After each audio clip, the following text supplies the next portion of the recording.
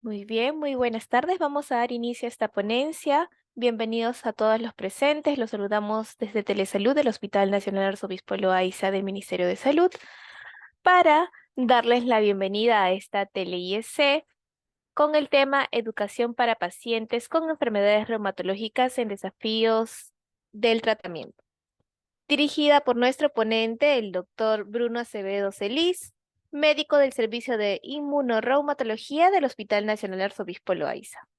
Asimismo, invitamos a todos los participantes a realizar sus preguntas en el apartado de chat de Zoom para ser respondidas al final de la ponencia. Sea bienvenido, estimado doctor Acevedo. Es un honor tenerlo el día de hoy con nosotros. Le doy el pase para el desarrollo del tema. Adelante, por favor.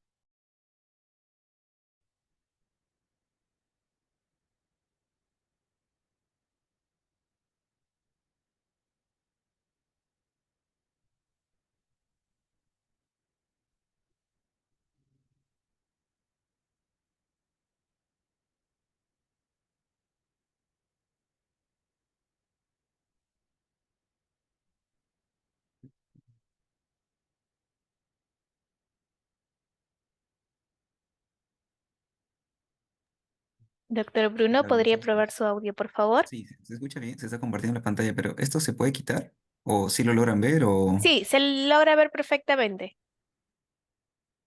bueno, va a quedar por ahí. ¿Qué tal? Buenas tardes con todos. Soy Bruno Acevedo, médico residente de tercer año del Servicio de Inmunorreumatología del Hospital Arzobispo Loaiza, y el día de hoy voy a presentar la educación para pacientes con enfermedades reumatológicas como desafíos en el tratamiento. Quisiera partir por el por qué es importante hablar de esto. Muchas veces, cuando se recibe un diagnóstico de una enfermedad reumatológica, pensamos solo en lo que está pasando en ese momento. El dolor, la inflamación o el medicamento o la receta que se le está dejando. Pero estas enfermedades no son algo pasajero. Estas son condiciones crónicas que requieren decisiones constantes, controles, ajustes, todo lo cual lo va a llevar a que sea una enfermedad un tanto compleja. Y ahí es donde entra la importancia de tanto el médico como el paciente de estar informados. Porque cuando conocemos la enfermedad, entendemos mejor lo que el médico le está proponiendo y sabemos qué esperar del tratamiento. Por lo cual también el paciente, así como el médico, toman decisiones conjuntas de una manera activa. De esta manera, este camino, de lo que suele ser un camino tortuoso, como pueden ver en la imagen de la derecha, pero siempre con un acompañamiento y educación, pues se permite transitar de una manera más clara y segura. ¿Por qué hay que tomar decisiones? ¿Qué desafíos enfrentan los pacientes? Pues aquí cuando una persona recibe el diagnóstico de una enfermedad reumatológica, no solo piensa en el tratamiento, sino también en un camino con varios desafíos. Muchas veces se enfrenta primero a la dificultad de aceptar este diagnóstico, sobre todo si estos son jóvenes y más aún si es mujer en edad reproductiva. La mayoría de las enfermedades autoinmunes, sistémicas, enfermedades reumatológicas, como prefieren llamarlas, afectan a mujeres jóvenes. Si bien los extremos de la vida también son parte de este espectro de enfermedades que las afectan, pero la mayoría de la población son enfermedades de mujeres. Entonces, luego de que el medicamento se les receta, siempre existe, y si me hace daño, y si se vuelven dependientes, ¿qué tal si no lo tomo? Pues son preguntas válidas, pues, ¿no? Eso se le suma otros tratamientos que puedan también estar en ese momento concomitando con el nuevo diagnóstico de enfermedad autoinmune. Todo ello va a llevar a un cansancio, frustración, estrés, cólera, ira, diferentes emociones, por lo cual es importante acompañar y aclarar todas estas dudas. Dentro de ellas, los eventos adversos, que a veces uno duda entre si seguir tomando o suspenderlo, sobre todo por parte del mismo paciente más que del médico. Es por eso que el acompañamiento, la vigilancia, los controles, los análisis se deben hacer periódicamente según la respuesta que se está teniendo, individualizada. O sea, cada paciente es un mundo, no es a todos se les trata por igual, sino cada paciente es distinto. Por otro lado, no debemos dejar de lado pues la problemática actual de la desinformación en las redes sociales o el Internet. Hoy en día, ¿quién no tiene un celular con acceso a Internet? El sobrinito, la tía, ya sea por las mismas redes sociales o tal vez en alguna página a la cual uno puede ingresar. Entonces, muchas veces se difunden más mitos que verdades y esto pues va a generar más una confusión que una ayuda para todos, no solo para el paciente, sino también para la familia.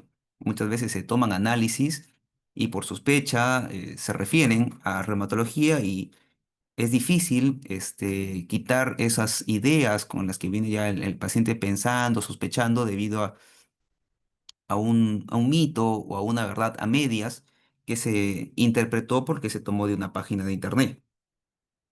Por último, sabemos que no todos tienen acceso fácil al médico o al seguimiento, pues esto puede verse interrumpido por mismos motivos personales, económicos o incluso el mismo sistema de salud. Pero lo importante es saber que no están solos. Siempre existe su médico que lo va a acompañar y las familias. Entonces, para tomar una decisión clara, el acompañamiento va a ser vital porque ayuda a tomar una decisión responsable y de manera activa. Ya cuando hablamos del T2T o Treat to Target o traducido al español, el tratar con un objetivo claro. Ya no se trata solo de sentirse mejor o quitar el dolor del brote de la enfermedad, porque estas enfermedades ocurren generalmente como unos brotes que ocurren por épocas, a veces son muy abruptos, dañando ciertos órganos, o otras veces son bastante suaves y en unos casos pues son continuos, persistentes. El objetivo es controlar realmente la enfermedad, a fin de prevenir el daño que se pueda ocurrir a largo plazo. Por eso, desde un principio, se debe seguir la indicación según la indicación médica tras haberle comunicado al paciente el diagnóstico y cuál es la meta a la cual se quiere llegar. Por ejemplo, en la mayoría de las enfermedades hoy en día, en este tipo de enfermedades reumatológicas, estamos hablando de que se intenta llevar a la mínima actividad posible de la enfermedad o dejarla en cero esta actividad, lo que usualmente llamamos en consulta dormir la enfermedad. Le damos medicamentos durante unos periodos, a veces múltiples drogas o drogas muy intensas, bastante fuertes, a fin de hacer que esta enfermedad se duerma y deje continuar con su día a día como cualquier persona, pero otras veces no es posible. Entonces, la intención es llevarlo a lo mínimo o a nada de actividad.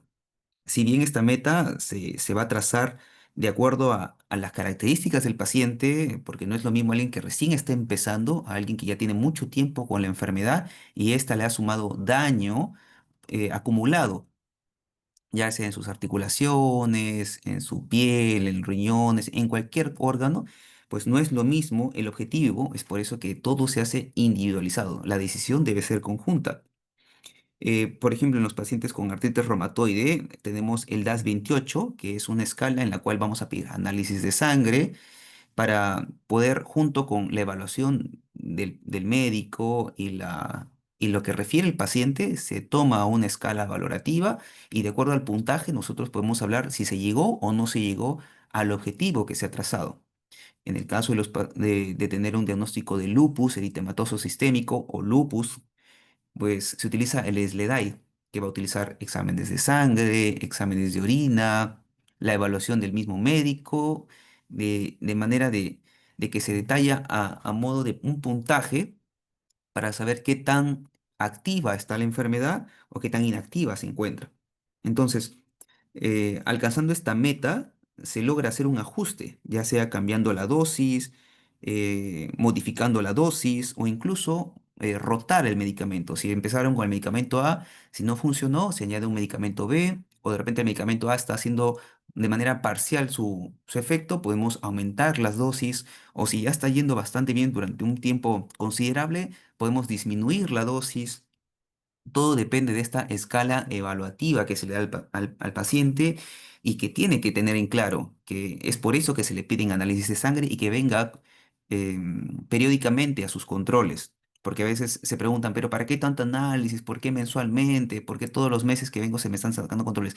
Aún en un principio sí es el objetivo em, pedir estos controles porque recién estamos empezando con la medicación y puede ser que sea la enfermedad o la misma medicación que pueda hacer daño. Es por eso que existen hoy en día tanta variedad de medicamentos a fin de que si no funcionó con el medicamento A, cambiamos al medicamento B o si no al medicamento C. El objetivo es que cada paciente tenga esta baja actividad o nada de actividad, la remisión. Y lo más importante, por supuesto, es que el paciente debe saber cuál es esta meta a la cual nosotros intentamos llegar. Por lo cual hay que dirigirlo, acompañarlo, siempre mantenerlo motivado, tomar decisiones informadas y explicar cuál es la importancia de no abandonar el tratamiento. Entonces, ¿qué necesitamos para alcanzar este objetivo? Ya le he planteado que la intención es llevarlo a remisión o baja actividad. Entonces, hablando de cuál sería la meta, primero es fundamental entender que el tratamiento recibido, este, no solo qué medicamento está recibiendo, sino para qué sirve, cómo actúa, qué se debe esperar de ese medicamento y qué cosa uno debe tener en cuenta si es que ya más que hacer bien, está haciendo mal este medicamento. Y lo segundo, es clave educarse de manera continua. Entonces, uno acude a la consulta. eh, que no es el único momento en el cual uno tiene aprendizaje. Muchas veces se puede solicitar esta información, ya sea por parte del paciente, si existe alguna información adicional, algún folleto, alguna página web de confianza, o el mismo médico puede ofrecer esta información a fin de aclarar dudas, leer, preguntar, tener charlas activas, charlas como esta, que pueden resolver muchas dudas y fortalecer este vínculo entre el médico y paciente. Además, es importante entender cómo funciona el sistema de salud, cómo se debe acudir, dónde se recogen los medicamentos, cómo se obtienen, cómo se deben pedir las recetas, dónde se toman los análisis, a fin de reducir las frustraciones, el estrés y de todas maneras llevar a una mejora continua de este tratamiento. Porque cuanto más se entiende lo que pasa, es mejor el que uno se encuentra preparado y toma unas decisiones buenas, claras y es más fácil llevar un control de las mismas.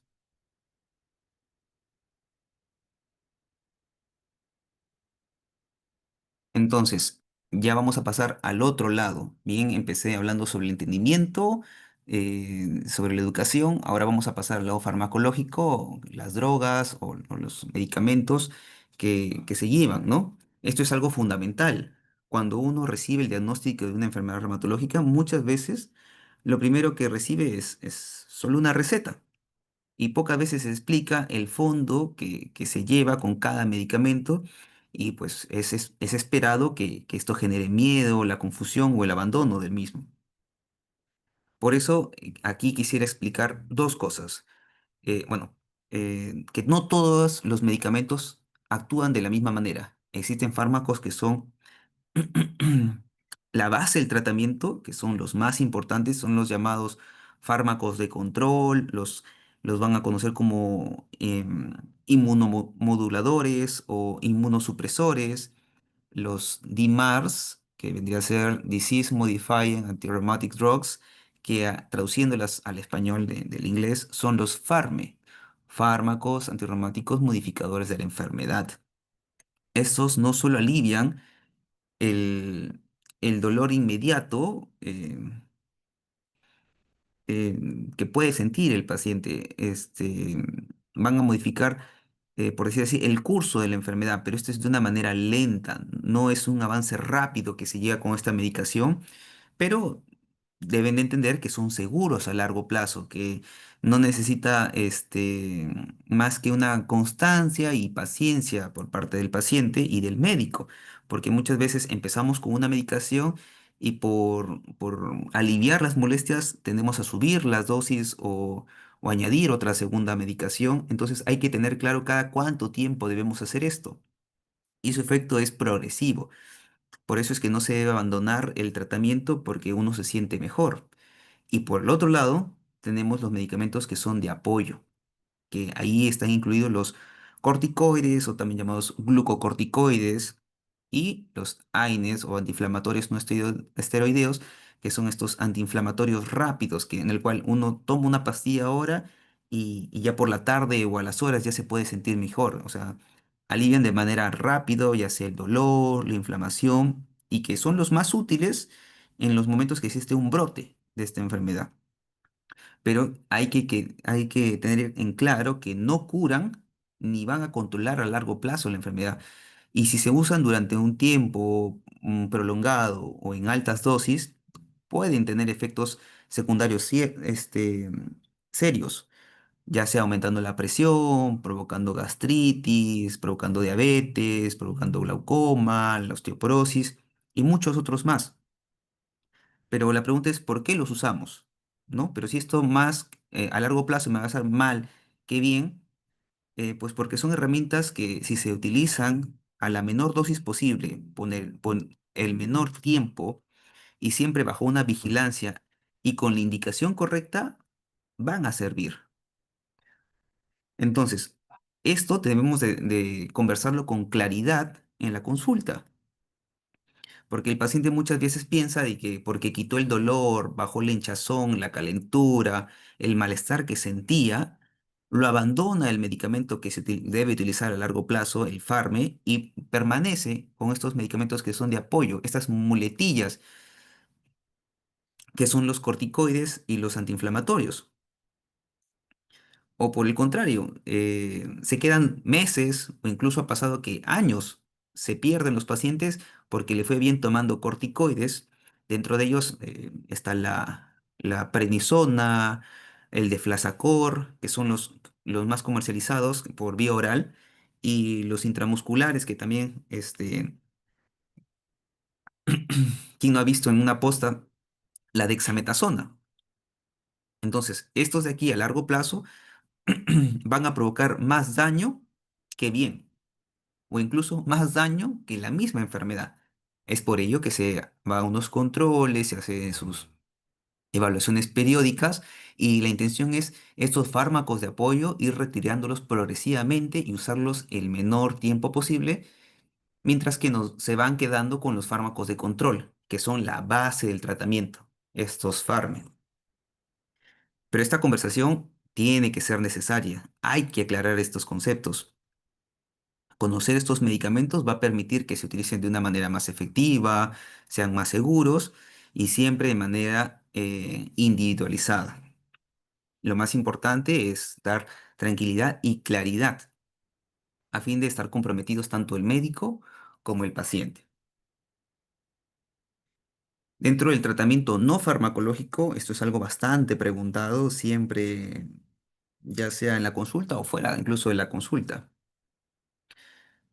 em, ya que no todos son pastillas. Muchas veces el paciente acude y piensa que porque ya está tomando sus medicamentos en el mismo horario, en la misma hora, las mismas pastillas, todo va a ir bien. Y no siempre es así. Está el otro lado de la moneda, que muchas veces no se ve, que está fuera de la receta, pero sí hace una gran diferencia en cómo se siente y cómo se vive una enfermedad reumatológica. Partamos por lo primero. La actividad física siempre tiene que ser adaptada. No significa que tiene que correr una maratón, pero sí mantener el cuerpo activo de acuerdo a la capacidad de cada individuo. Ya sea caminar, nadar, hacer ejercicios, pilates, el chi, natación. Todo esto va a mejorar la movilidad, el ánimo y el mantenerse activo va a reducir el dolor y la forma, por supuesto, en cómo uno se siente. Y lo más importante, no hacer nada por miedo al dolor va a ser peor. El cuerpo se va a volver más rígido, se va a perder la masa muscular y va a empezar a decaer esta calidad de vida. Segundo, el manejo del estrés y las emociones. La mente y el cuerpo sabemos que están conectados. El estrés crónico, la ansiedad, el mal sueño, las malas noches, el, el sobrepensar está asociado a que se disparen estos brotes de la enfermedad o que aumente el dolor y no se pueda llegar a un control. Es por eso que existen terapias de respiración, escribir un diario, hablar con alguien, la familia o amigos todo eso va a ayudar. O incluso si no se tiene ni de familia, ni de amigos, o está en otro lugar, existen grupos de apoyo. Y tercero, la alimentación. Bueno, no es que exista una dieta mágica para este tipo de enfermedades. Muchas veces dicen, he escuchado esta dieta, he escuchado de esta nueva pastilla, de este nuevo medicamento, eh, de este nuevo polvo que ha salido, que me han comentado, la vecina, el tío, o me han mandado estas pastillas del extranjero. En conclusión, una dieta saludable y balanceada va a mejorarse pues quitando estos ultraprocesados, las azúcares, el alcohol, el fumar, todo aquello que venga con frutas, verdura, el omega 3 va a ayudar a controlar la inflamación. No se necesita llegar a una dieta estricta o con cierta clase de medicamentos. Si bien es cierto, para ciertas enfermedades hay que retirar algunos medicamentos, hay que retirar algunas comidas, pero basta con llevar una dieta balanceada y ordenada para que uno vaya bien. Cuarto, pues el descanso adecuado, el dormir bien no es un lujo, es parte de la terapia. Eso hay que tenerlo en claro. Muchas veces yo hoy en día con el hype de las redes sociales, que se habla que hay que dormir poco, hay que despertar temprano y te motivan y te esfuerzan y muchas veces esa no es la verdad. El descanso es una recompensa al cerebro a eliminar las toxinas y a relajar los músculos y todo el estrés y carga que ha llevado durante el día. Esto es importante, el descansar y el mantener ese descanso. Y finalmente, muchas veces se olvida, pero la red de apoyo, ya sea familiar o social, debe estar presente, ya sean amigos, familia, grupo de pacientes o incluso el mismo equipo de salud. Muchas veces el paciente llega pues desanimado o peleado con el vecino o peleado con el familiar o el mismo familiar que lo acompaña ya están discutiendo, pero ingresa a la consulta, conversa, se libera, se hace este tipo de conversatorios. La intención es de que sepa que tiene una red de apoyo, que no están solos y el sentirse acompañados, comprendidos, escuchados, va a mejorar ya sea su adherencia por el mismo tratamiento, así como su salud emocional, que también es parte del sentirse sano. Entonces, no solo es tomar pastillas, sino cada uno de estos puntos va a sumar a esta mejoría.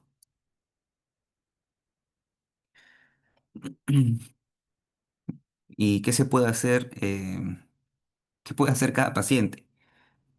Pues muchas veces se piensa que el tratamiento depende solo del médico o de la medicina, pero el paciente es la parte activa del tratamiento.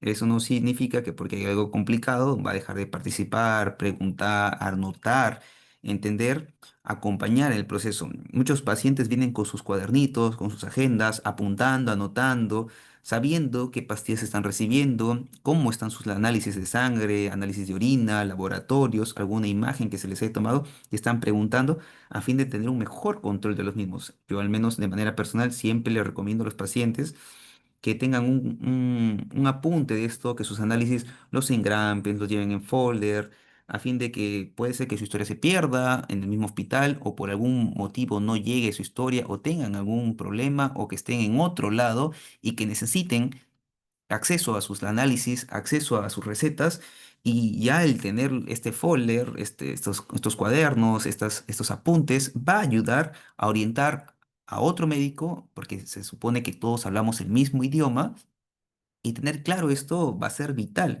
Esta es una herramienta importantísima para continuar la medicación y que no haya ningún problema con la misma. Entonces, se registran los síntomas, los eventos adversos, a fin de que, si es que tal vez el paciente se distrae cuando está entrando a la consulta o se distrae con el compañero que se encontró en la sala de espera, pues el tenerlo apuntado, si surgió alguna duda durante el tratamiento, va a ayudarlo para que se vaya tranquilo después a casa y no en su retorno pensar, pucha, se me olvidó preguntar esto y ya será para la próxima, porque a veces esa próxima es dentro de un mes, dentro de 2 meses. Entonces, la intención es de que siempre se vayan claras las ideas. Y por supuesto que no se debe suspender la medicación sin una indicación clave, porque muchas veces se sienten bien ahorita, se suspende la medicación, más si es sin supervisión. Existen medicamentos que si se suspenden de golpe van a hacer más daño que bien. Y pues si no se entiende, siempre es importante pedir ayuda a su médico o a la enfermera o incluso a otros pacientes con los cuales se comparten, ¿no? Porque ya también pueden haber tenido experiencias en la misma decisión que intentan tomar. Por supuesto, lo más importante es cuidarse uno mismo. Nadie conoce su cuerpo mejor que uno mismo, porque sí, bien, nosotros como médico vamos a trazar una estrategia, es importante entender de que el que lleva el volante de este auto es el paciente, no es el médico. Entonces, el control de la enfermedad empieza en la receta, empieza con las decisiones informadas y va a terminar con una actitud activa, ya sea del médico como del paciente. Y por último, si hay algo que queremos que recuerden y se vayan con esto, es que el tratamiento no es una tarea individual ni unilateral, sino es un camino compartido. Nosotros como médico proponemos, ajustamos y si bien apoyamos en la decisión, pues es el paciente quien va a elegir, actuar, preguntar, se va a cuidar y por supuesto se va a informar. Es por eso que ustedes como pacientes no solo deben ser receptores de lo que uno les indica, no son seguidores de indicaciones, son protagonistas activos del tratamiento. La diferencia entre un tratamiento que se cumple por obligación y uno que se sigue con decisión, con convicción, va a estar basado en esta educación, en el diálogo, en la comprensión de la enfermedad y lo que está pasando. Por último, quisiera quedarme con esta frase: el paciente informado no solo entiende su enfermedad, sino también la enfrenta con mejores herramientas. Eso sería todo con respecto a mi presentación. Gracias por estar aquí. Este es, creo, el primer paso hacia un mejor control juntos.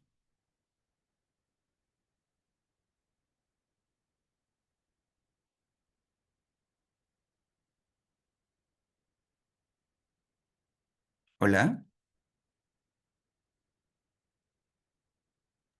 Muchísimas gracias, doctora Acevedo. Mientras los participantes van redactando sus preguntas, por favor las pueden realizar en el apartado de chat de Zoom. ¿Podría brindarnos alguna otra recomendación adicional respecto al tema expuesto el día de hoy?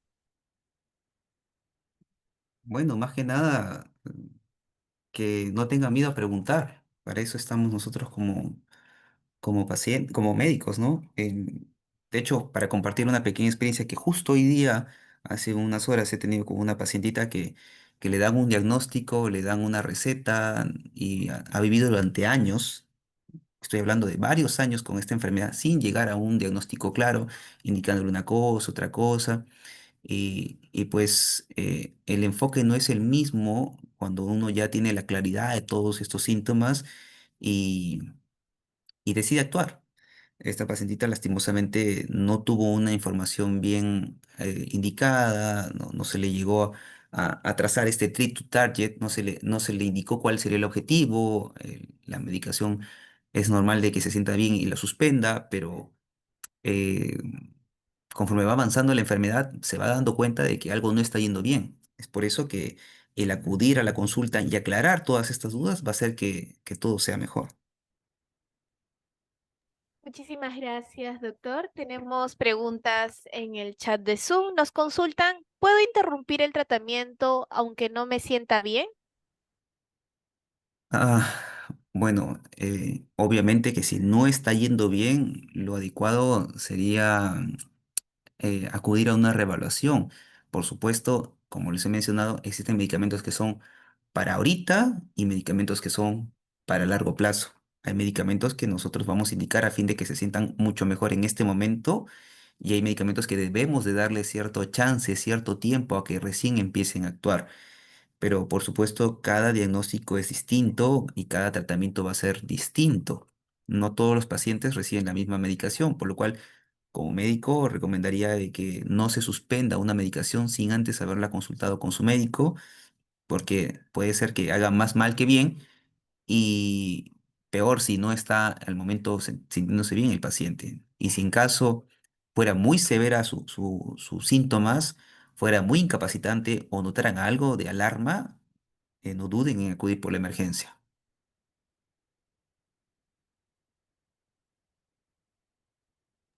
Muchísimas gracias, doctor. La siguiente pregunta es, ¿en pacientes con enfermedades reumatológicas hay alimentos o actividades físicas que se deberían evitar o incorporar?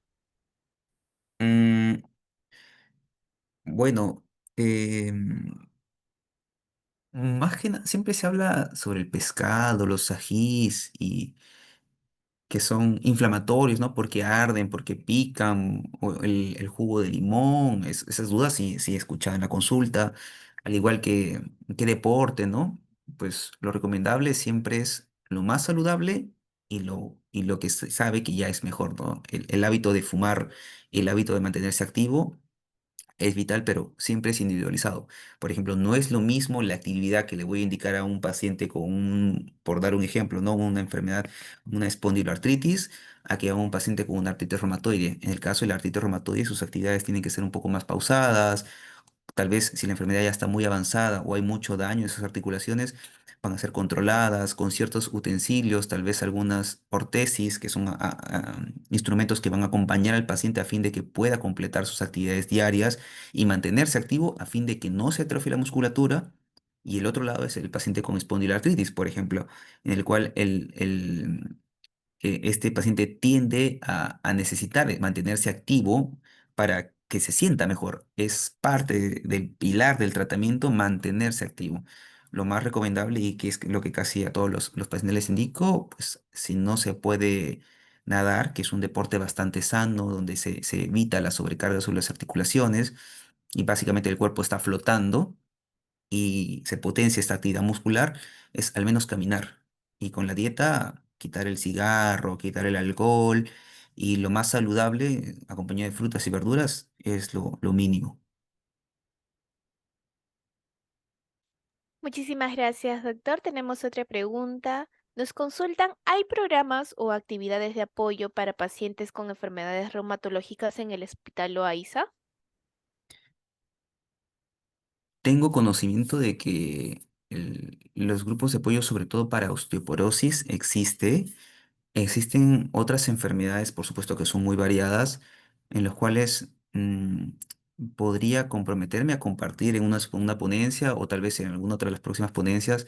No tengo el contacto de estos grupos, pero sé que muchos pacientes se juntan porque la medicación a veces está escasa o por la pequeña dosis que reciben de de un medicamento que viene en un gran volumen, se juntan pacientes a fin de facilitar esto. La verdad, a la mano no tengo algún contacto de estos grupos, pero sé que existen, entonces creo que hubiera sido ideal traerlo para esta ponencia. Tal vez para una próxima ponencia de reumatología podríamos compartir esta información. Muchísimas gracias, doctor. Y como última pregunta es, ¿las enfermedades reumatológicas son progresivas? ¿Y qué se puede esperar a largo plazo? Ah, bueno, eso es una pregunta bastante común, de hecho. Eh, Cuando uno está empezando en una enfermedad autoinmune, debido a que son bastante complejas, bastante infrecuentes, por decir así que no son, que son raras, muchas veces va de uno a otro médico, pero una vez que ya hay un panorama más claro, uno puede tomar una decisión un tanto más agresiva con la enfermedad.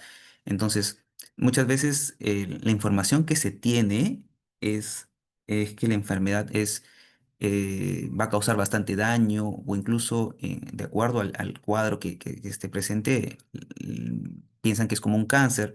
Pero sabrán que hoy en día existen tantos medicamentos, existen tantas terapias, y no solo de una familia, sino son de múltiples familias de medicamentos, los cuales acompañados de una decisión activa por parte del médico y el paciente van a permitir que estas enfermedades no acaben con el paciente. Antes, estoy hablando de una década, 2 décadas atrás, y de acuerdo a la realidad con la cual nosotros estamos conversando, pues esto era muy difícil. El diagnóstico de casi todos los pacientes era bastante sombrío, ya sea porque iba a provocar mucha incapacidad o porque iba a provocar una alta tasa de mortalidad. Por hoy en día existen tantas drogas, me creerán que existen muchas drogas. Dentro de estos que había mencionado, existen unos medicamentos que son los biológicos, que si bien no se le ha planteado tal vez su médico, pueden preguntar los medicamentos biológicos que son medicamentos que van dirigidos contra un punto específico que podría estar causando el daño o perpetuando la enfermedad.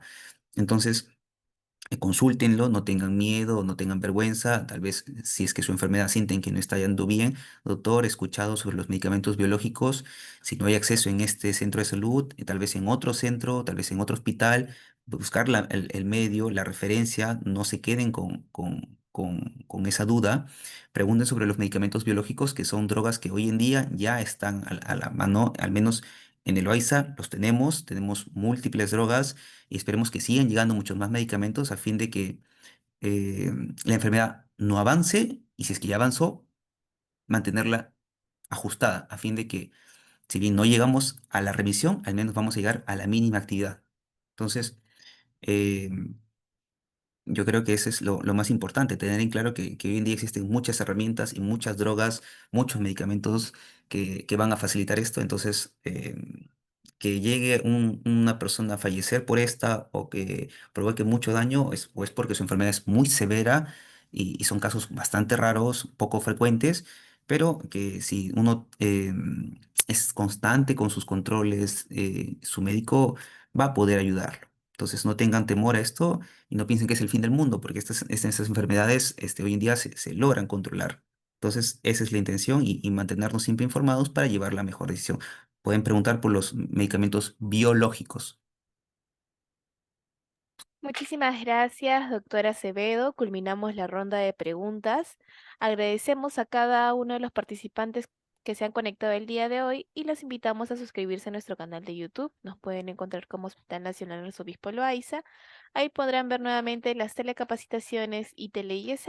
Asimismo, los invitamos a escribirnos en los comentarios otros temas de interés que les gustaría que se llevaran a cabo próximamente. Y con nosotros sería hasta una próxima tele-IS. Ha sido un honor tenerlo el día de hoy con nosotros, doctora Acevedo. Esperamos contar nuevamente con usted en una próxima oportunidad. Muchísimas gracias. Hasta luego y gracias con todos.